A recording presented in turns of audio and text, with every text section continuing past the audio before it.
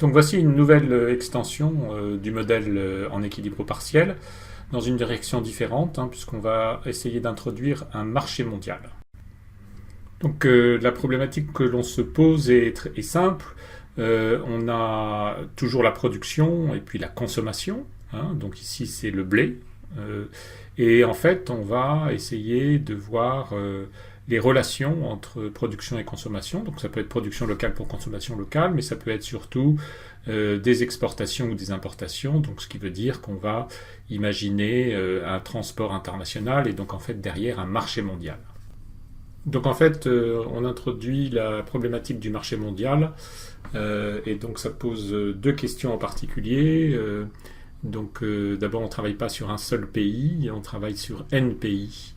Et donc il va falloir modéliser ça de la manière la plus économe possible, c'est-à-dire on ne va pas répliquer les équations pour chaque pays, on va définir un ensemble de N pays et puis on va définir les variables comme la production, la consommation par pays et donc définies sur cet ensemble.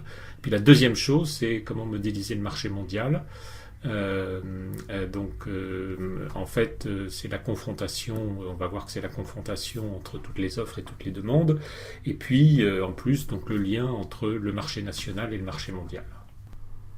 Donc on va introduire un ensemble qu'on va appeler R par exemple, et cet ensemble va être composé de N éléments qui seront en fait des pays ou qui seront des régions du monde. Donc on peut avoir effectivement des pays comme les États-Unis, la France, et puis on peut avoir des régions. Donc par exemple ici on va pour le blé agréger tous les pays africains en une seule région, et puis on aura une région composite qui sera le reste du monde, qui inclura en fait tous les pays qui ne sont pas dans la liste ou définis dans les régions précédentes.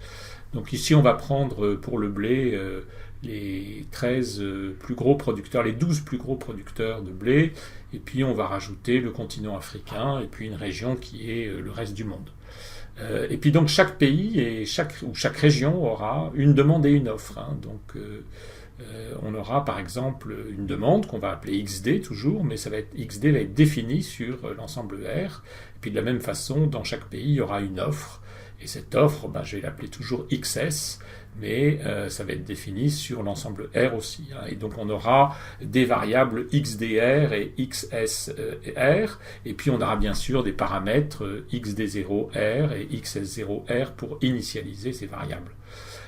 Et donc on aura N offres, N demandes, donc aussi N prix locaux. Et puis comme on a une fonction de demande isoélastique de demande et une fonction isoélastique d'offres par pays, on aura 2 fois N élasticité. Et puis, comme on a une forme isoélastique, on a aussi des paramètres de taille pour chaque fonction, donc on aura 2 fois N paramètres de taille.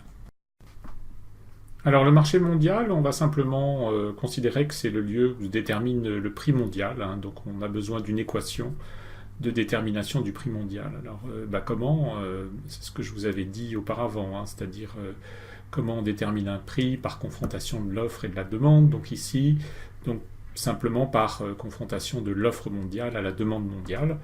Donc voilà le marché mondial, c'est l'offre mondiale égale la demande mondiale. Alors l'offre mondiale, c'est la somme des offres nationales, et la demande mondiale, c'est la somme des demandes nationales.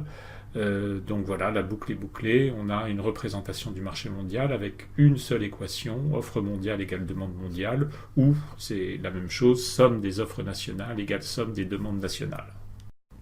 Alors comment modéliser le lien entre marché national et marché mondial ? Alors d'abord, première remarque, il y a un seul bien ici dans ce modèle, c'est le blé. Mais il y a N plus un prix de ce bien, puisque en fait il y a N prix nationaux et puis il y a le prix mondial. Donc il y a bien N plus 1 prix de ce bien. Donc si on a 14 régions, ce qu'on va avoir dans ce modèle, on aura 15 prix.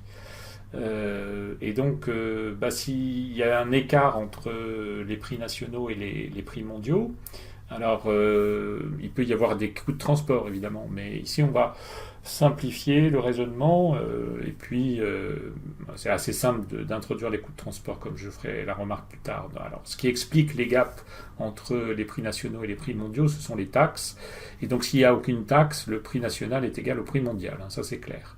Mais par contre, s'il y a des taxes, bah, c'est plus vrai. Et donc, par exemple, s'il y a une taxe à l'importation, il y a un écart entre prix national, P, dans le pays R, et le prix mondial, que je continue d'appeler PE.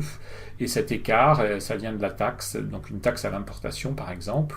À ce moment-là, s'il y a une taxe T dans le pays R, on peut écrire que le prix national en R est égal au prix mondial fois 1 plus la taxe imposée par R. Donc je présente une nouvelle fois l'effet d'une taxe à l'importation, donc je vais aller très vite, car c'est quelque chose que vous connaissez. Donc initialement, on a en libre-échange le prix local P qui est aligné sur le prix mondial PE. Donc ça donne un certain niveau de la production locale, mais aussi donc de la demande locale.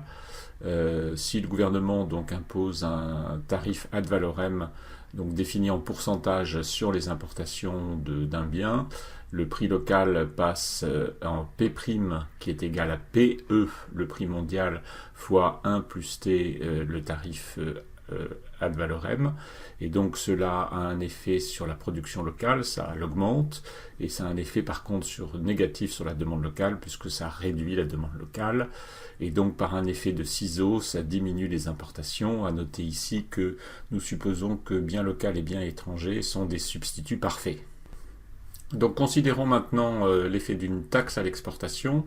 Donc initialement, la situation est un petit peu différente, puisque lorsqu'on est en libre-échange, le prix local est aligné sur le prix mondial P égale PE, mais cette fois-ci, l'économie locale est très compétitive sur ce bien, de telle sorte que elle le produit à un niveau très compétitif, et pour un prix local aligné sur le prix mondial, il y a exportation, c'est-à-dire que le niveau d'offre est supérieur au niveau de demande localement.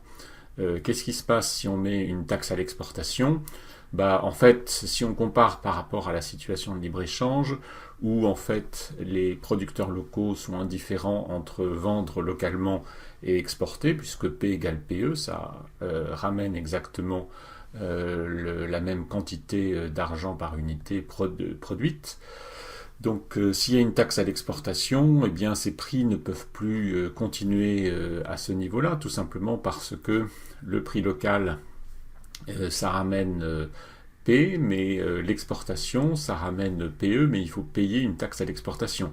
Donc les producteurs locaux diminuent les exportations et augmentent l'offre sur le marché local, ce qui a pour effet de réduire le prix local jusqu'à un niveau P', tel que P' égale PE divisé par 1 plus T. À ce niveau en fait de prix local, de nouveau, les producteurs locaux sont indifférents entre vendre localement à un prix P' et vendre sur le marché mondial à un prix PE sur lequel ils payent une taxe à l'exportation. Ça a donc pour effet en fait de réduire donc le prix local. C'est logique, si on va jusqu'à une interdiction d'exportation, toute l'offre locale est déversée sur le marché local, l'offre augmente et donc le prix local diminue. Donc là, il y a simplement un effet qui est de créer un gap entre le prix local et le prix mondial, qui est la taxe à l'exportation. En tout cas, le prix local diminue, ce qui a pour effet d'augmenter la demande locale, et ce qui a pour effet de réduire l'offre locale, et donc les exportations diminuent. À noter qu'on continue de supposer que bien local et bien étranger sont des substituts parfaits. Donc on va avoir un lien entre le marché national et le marché mondial qui va se modéliser d'une façon très simple, avec juste une relation. Cette relation s'écrit en fait donc le prix local dans le pays R, PR, c'est égal au prix mondial PE fois 1 plus la taxe à l'importation, TR, divisé par 1 plus la taxe à l'exportation, TXR. Donc c'est très général, puisque en fait si il y a libre-échange, bien PR est égal à PE, donc le prix local est aligné sur le prix mondial. Si il y a juste une taxe à l'importation, on a bien le prix local qui est supérieur au prix mondial, PR égale PE fois 1 plus TR. S'il y a une taxe à l'exportation, il y a bien le prix local qui est en dessous du prix mondial. PR est égal à PE divisé par 1 plus TXR. Alors, il pourrait y avoir les deux, mais on voit pas tellement. Pourquoi? Parce que s'il y a effectivement importation, il n'y a pas besoin de mettre une taxe à l'exportation. S'il y a exportation, il n'y a pas besoin de mettre une taxe à l'importation. Donc voilà, cette relation est générale et elle symbolise de façon très simple le lien entre marché national et marché mondial. Donc voici les données nécessaires et la liste des pays sur laquelle vous devez travailler pour faire ce modèle. Donc ici j'ai pris en fait les 12 plus gros producteurs de blé à partir de données venant de FAO Stat, donc la Chine, l'Inde, la Russie, les États-Unis, la France, le Canada, l'Ukraine, l'Australie, le Pakistan, l'Allemagne, la Turquie et le Royaume-Uni. Et puis j'ai agrégé en fait toute l'Afrique en une seule région. Donc on aura une région produisant et consommant en Afrique du blé. Et puis finalement, j'ai agrégé tous les autres pays dans une seule région qui est le reste du monde. Donc voilà, c'est une façon de fonctionner. Alors, si on veut faire effectivement un projet spécifique sur le marché du blé, peut-être qu'il faut tenir compte aussi des plus gros consommateurs de blé, donc des plus gros importateurs de blé ou des plus gros consommateurs de blé au monde. Donc on peut avoir une structuration bien évidemment différente, ce qu'il faudrait justifier. À noter que j'ai pris en fait une moyenne pour 2015, 2016, 2017. Il vaut mieux éviter de prendre une seule année parce qu'elle pourrait ne pas être représentative, ou alors on est sûr qu'elle est représentative des conditions de long terme sur le marché qu'on étudie. Donc voici maintenant des données qui vous sont nécessaires pour alimenter le modèle. Donc on a les 12 pays plus la région africaine. Avec en colonne donc XD qui est la consommation locale, XS la production locale, T le tarif à l'importation et TX la taxe à l'exportation. Donc consommation locale et production locale viennent de FAO Stat. Le droit de douane, ça vient de Trains, la base de la CNUSED, et puis j'ai cherché en fait des taxes à l'exportation, notamment dans plusieurs bases de données. J'ai pas trouvé de taxes à l'exportation sur le marché du blé sur la période qui nous intéresse, donc tout est à zéro. Voici d'autres données pour votre modèle. Vous avez aussi besoin d'élasticité. Je rappelle que ce sont des spécifications isoélastiques, donc on n'a pas besoin de beaucoup d'estimation d'élasticité. On a quand même besoin d'une élasticité d'offre. C'est la première colonne de ce tableau, et d'une élasticité de demande.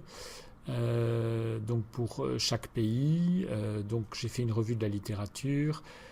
J'ai aussi, lorsque j'ai pas trouvé d'élasticité, j'ai utilisé une élasticité d'un pays qui était semblable. J'ai extrapolé donc au pays dont l'élasticité me manquait, et donc ça donne ce tableau d'élasticité que je vous demande d'utiliser. Donc quelques données qui vous manquent encore. D'abord, le prix mondial initial est en dollars par tonne est de 190 dollars par tonne. L'offre mondiale, c'est de 757 532 259,3 tonnes. Le tarif dans la région reste du monde, on va le mettre à 5,21%, et puis pas de taxe non plus à l'exportation dans le reste du monde. Donc vous devez pouvoir maintenant tout calibrer et vérifier que l'infaisabilité initiale est nulle. Je vous demande d'étudier deux choses. Premièrement, l'impact d'une libéralisation totale du secteur. Et puis deuxièmement, l'impact d'une taxe à l'exportation de 20% en Russie et en Ukraine. À noter que les réformes ne se cumulent pas, hein. Donc d'un côté, on prend le monde tel qu'on l'a décrit dans le modèle et on étudie l'impact d'une libéralisation totale du secteur. Et puis de l'autre, on remet les tarifs à l'importation qu'on observe initialement, et puis on étudie l'impact d'une taxe à l'exportation de 20% en Russie et en Ukraine. Et bien évidemment, j'attends quelques commentaires pour vérifier la cohérence des résultats. Je voudrais faire quelques remarques à propos de ce modèle. Première remarque, c'est l'utilisation des ensembles, qui est véritablement quelque chose de très puissant en termes d'écriture, puisqu'on a écrit en fait 4 blocs d'équations. Et si vous regardez le point LST et donc les statistiques du modèle, vous apercevrez que pour ces 4 blocs d'équations, on a en fait 43 équations derrière. Donc véritablement, le set, l'ensemble, c'est une façon d'écrire un modèle qui est extrêmement puissante. Deuxièmement, on peut faire en fait des extensions ou des variantes de ce modèle. D'abord, on pourrait introduire des biens différenciés, ça on l'a déjà vu. On pourrait bien évidemment étendre à plus de 13 ou 14 zones. On pourrait étendre à 40, 50, 60 pays ou régions.